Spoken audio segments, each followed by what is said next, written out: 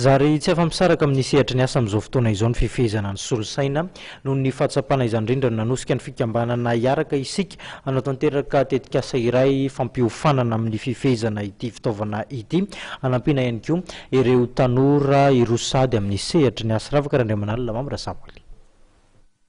Maro anisa raha mita amin'ny tolotra ny tenady amin'ny asa amin'izao fotoana izao, tsy mifanaraka amin'ny filan'ny tontolo ny asa nefa ny fampiofana no ratovin'ny tanora vao hiditra amin'ny sehatry ny asa, fa eo ihany koa ny tsy fananana ireo tanora traikefa amin'ireo dingana rahana eo amin'ny fitadiavana asa.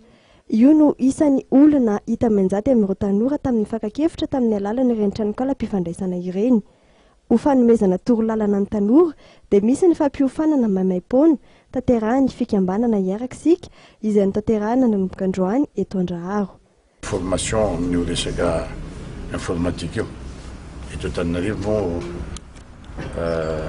tsara ho fantatra fa Antananarivo ny capitale Madagasikara dia manomboka ilay izy fa izy io dia ataonay any amin'ny province rehetra tsy maintsy isina formation ohatrany formation gratuite zany ho an'ireo tanora izay maniry.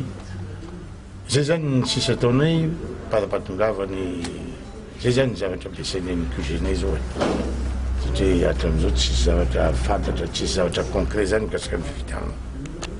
Tanjona ny anampiany ireo tanora amin'ny fitadiavana asa ka tapakandro mandritry ny 3 andro izy ireo no mianatra momba ny bureautique sy ny internet.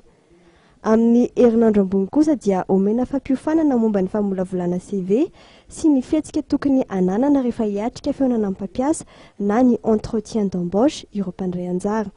Ireo mpandray anjara moa izay mitsinjara ho 10 isaky ny andiany iray ary isaky ny zoma hariva no mahazo taratasy fanamarinana rehefa nahazo isa maro tamin'ny alalan'ny fitsapampahaizana.